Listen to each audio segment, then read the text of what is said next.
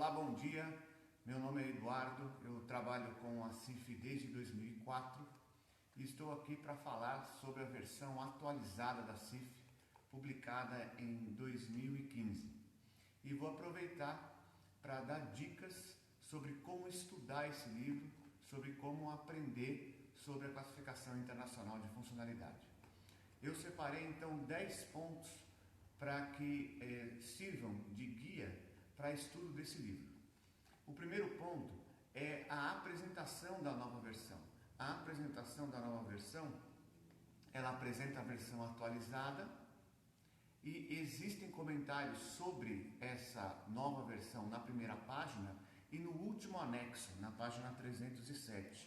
Então a primeira dica é aprender sobre esse processo de revisão. Foi o que aconteceu por último. Acontece que ele acaba contando um pouco da história da classificação, porque a CIF, a versão atualizada, nada mais é do que a junção da CIF original com a CIF para crianças e jovens. A junção da CIF com a CIF-CJ. A CIF-CJ, ela é uma derivada da CIF, porque na família de classificações internacionais, isso acontece com alguma frequência. A CID, por exemplo, tem uma derivada que é a CID-O, para oncologia. E a CIF teve uma derivada que foi a CIF-CJ, para crianças e jovens. Essa versão foi extinta e as suas categorias foram incorporadas à CIF. Dessa maneira, então, é que foi lançada a CIF versão atualizada. Nada mais é do que a junção da CIF original com a CIF-CJ. Óbvio que a partir de uma revisão, algumas categorias foram excluídas, outras foram inseridas, mas no geral ela é a junção da CIF com a CIF-CJ e foi publicada em 2015. Então esse é o primeiro ponto. Leia a apresentação da CIF e o último anexo que conta a história da junção da CIF com a CIF-CJ. A CIF original foi lançada no ano de 2001, a versão em português do Brasil ficou pronta em 2003, anos depois teve o lançamento da CIF-CJ e em 2015 essa junção para a versão atualizada.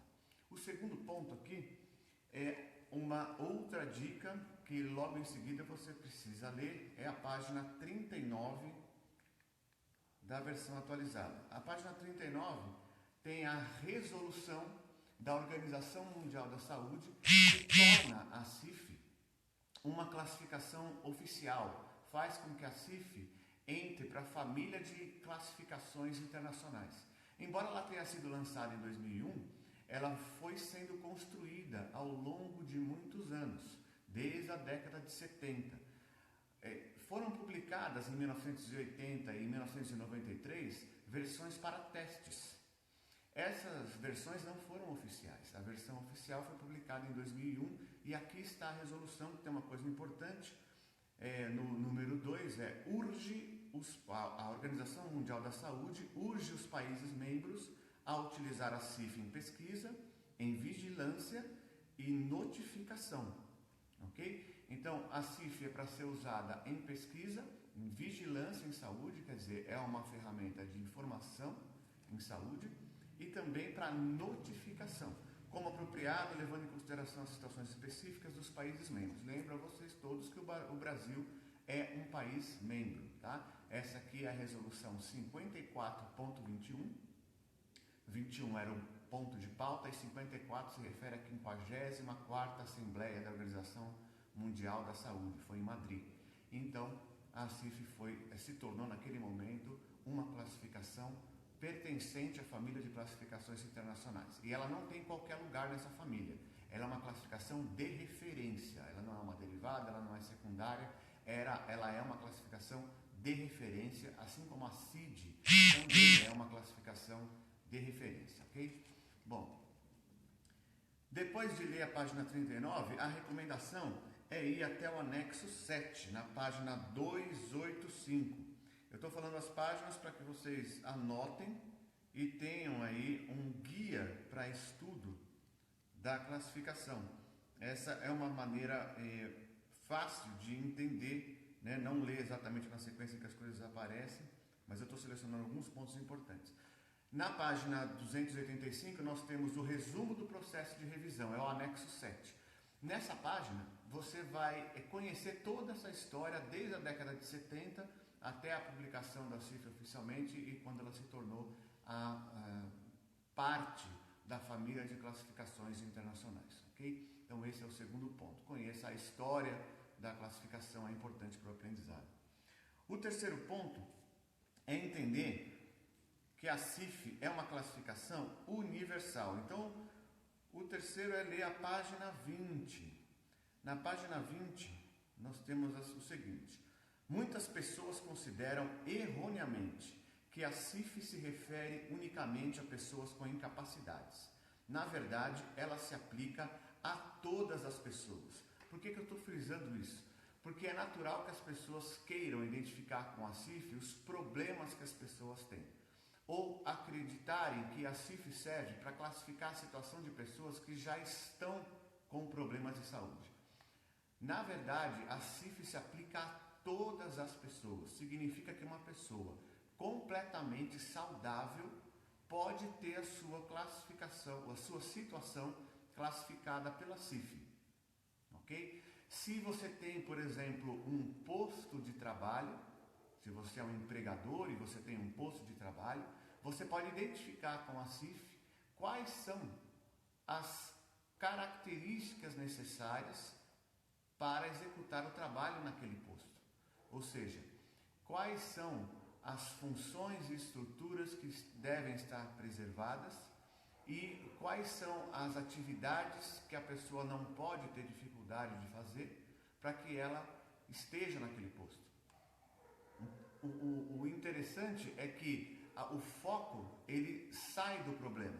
Nós não temos foco na incapacidade, não temos foco na deficiência, não temos foco no problema de saúde, mas o foco no que a pessoa consegue fazer. Sem dificuldade, consegue executar, consegue ter qualidade. Essa classificação é de funcionalidade. Ela também é de incapacidade. É claro que ela também classifica os problemas, mas nós não estamos falando daquilo que é óbvio. Nós queremos falar daquilo que ela traz de novo, né? E ela classifica a funcionalidade. Outra coisa, você pode e deve classificar a situação de todas as pessoas. De todas as pessoas. Se você está fazendo, por exemplo, um cadastramento na atenção primária, esse é o melhor momento para utilizar a CIF. Esse momento vai mostrar quantas pessoas têm funcionalidade perfeita ou têm um bom grau de funcionalidade. E a que fatores ambientais essas pessoas estão submetidas.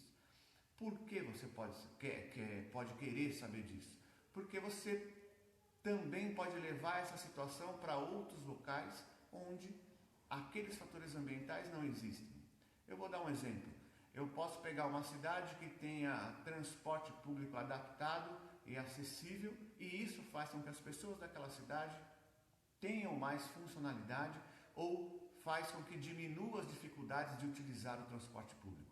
Utilizar transporte público é uma categoria da CIF. Eu posso levar essa condição ambiental para todas as outras cidades que não têm isso. Dessa maneira eu vou fazer com que a funcionalidade esteja também nessa segunda cidade, nessa terceira cidade. O problema da incapacidade, quando a gente diz pessoas com incapacidades, ou person with disability, ou people with disabilities, disability é incapacidade, ok? Você não está dizendo que a incapacidade está na pessoa. Você, como CIF, está dizendo que ela está submetida à incapacidade pelo ambiente. A CIF mostra um exemplo bem claro sobre isso. Se uma pessoa que não enxerga não consegue atravessar a rua, o motivo dela não conseguir atravessar a rua não é o fato dela não enxergar, é o fato de não haver sinal sonoro. O sinal sonoro é um fator ambiental. Então, com a CIF, você vai dizer que ela não consegue atravessar a rua porque não tem sinal sonoro. Não vai dizer que ela não consegue atravessar a rua porque ela não enxerga. Quer dizer, o foco não é os problemas nas funções e nas estruturas do corpo. O foco está nos fatores ambientais, porque são os fatores ambientais que podem influenciar positivamente ou negativamente no desempenho das pessoas. Portanto, a avaliação tem que ser dos fatores ambientais, principalmente dos fatores ambientais, bem como as intervenções também. Então, as políticas públicas acabam, se estiverem baseadas na CIF, acabam mudando o foco, tirando o foco da pessoa, né, e passando o foco para o ambiente. Quer dizer, o foco do problema, né, identifica que o problema está no ambiente e não está na pessoa. Okay? Só que para conhecer o problema do ambiente, da interação dela com o ambiente, é claro que você tem que centrar o seu olhar para a pessoa, porque é aquilo que ela vê, mas você não vai enxergar o problema que ela tem. Você pode classificar esse problema, mas você vai dar maior importância à interação do corpo com o ambiente. Okay? Isso, por exemplo, vai fazer com que políticas que indicam a criação de muitos centros especializados, como aconteceu no Brasil, faz com que isso perca sentido. Porque a intenção de centros especializados, na maior parte das vezes, é como se fosse para corrigir as pessoas. Quando, na verdade, o foco, o financiamento, precisa ter outro direcionamento, precisa corrigir o ambiente. A pessoa pode conseguir uma cadeira de rodas adaptada e motorizada num centro especializado, mas ela não vai ter onde andar com essa cadeira de rodas. Porque as calçadas, o transporte público, as entradas e saídas dos prédios públicos e privados não oferecem a adaptação necessária, e é aí que o problema está. Okay? É necessário inverter. Vamos para o próximo ponto. Bom, isso sobre a classificação universal está na página 20 e a sugestão é ler a página 20, 21 e 22. Okay? Esse foi o terceiro ponto.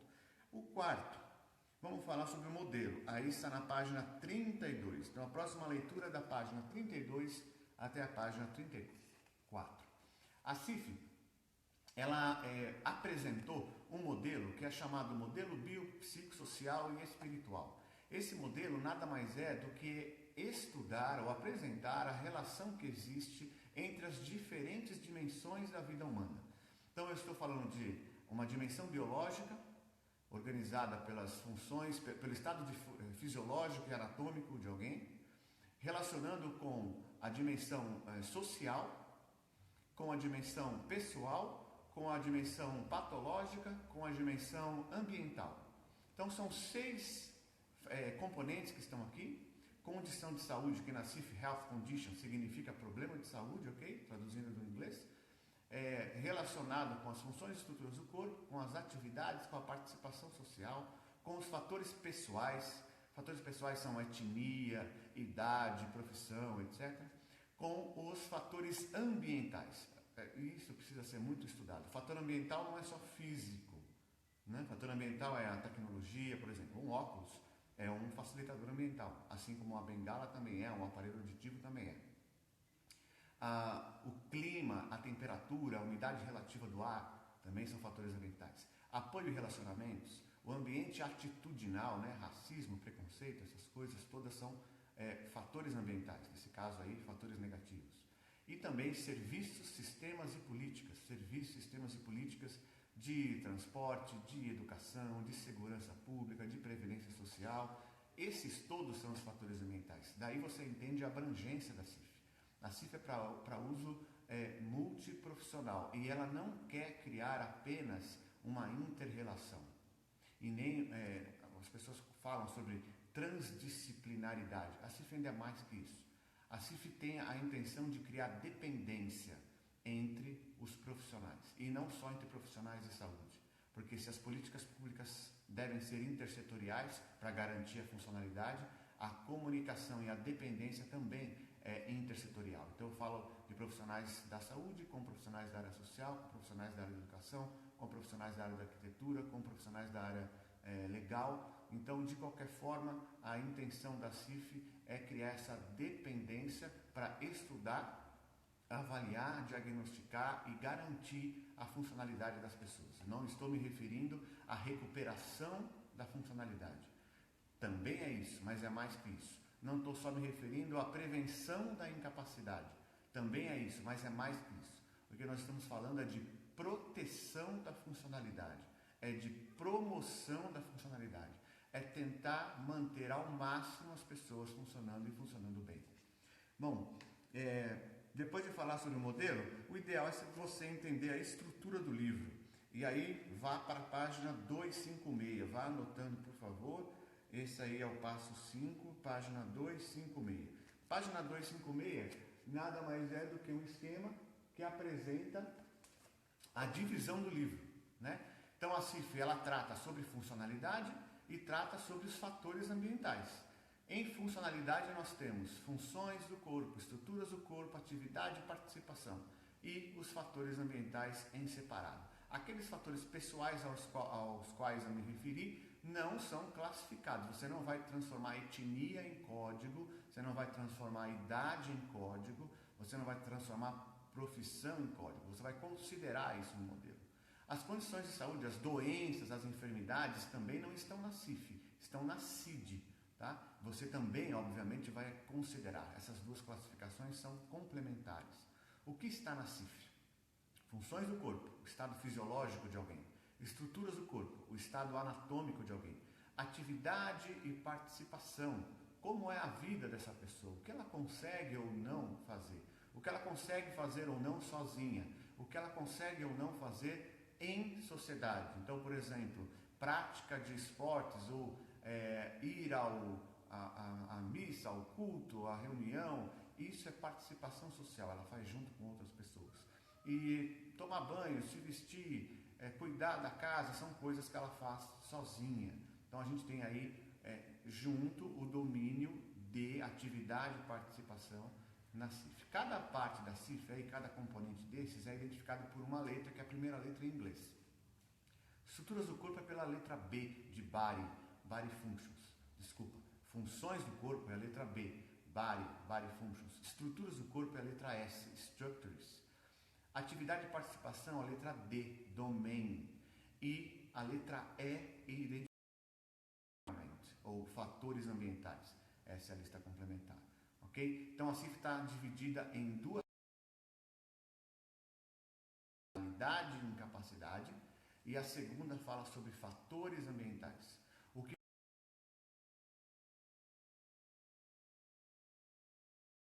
do corpo, atividade e participação. E aquela que fala sobre fatores ambientais só tem um componente, que é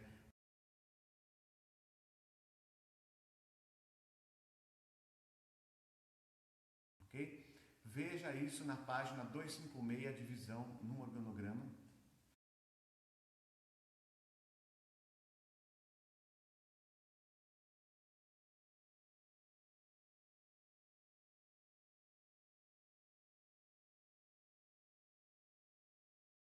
Funções do corpo começa na página 65. E aí você tem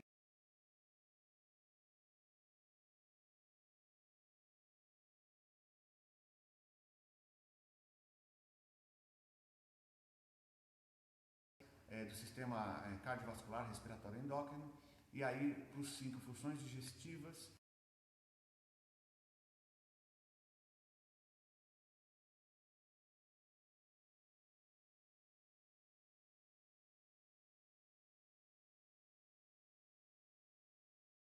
Para dar aula de fisiologia, se você é professor, ali está categorizando o ser humano segundo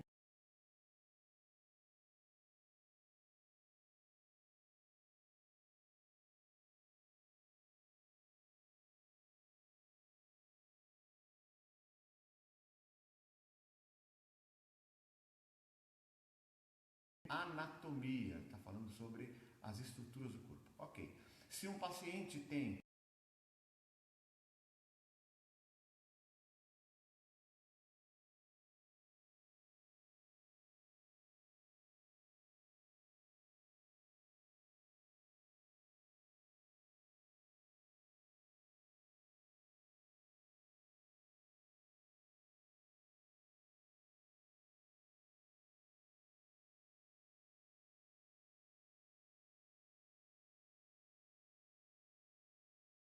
tudo que os seres humanos fazem, você vai encontrar verbos no infinitivo, coisas relacionadas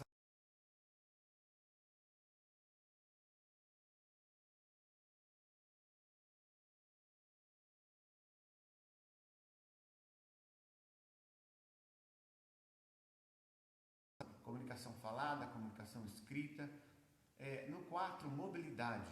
Rolar, sentar, pular, permanecer em pé, correr, dirigir, usar o transporte público, ali no capítulo 4, mobilidade. Depois no 5, cuidado pessoal, né? Cuidar de si, tomar banho, se vestir. No 6, vida doméstica, cuidar do lugar de onde você mora.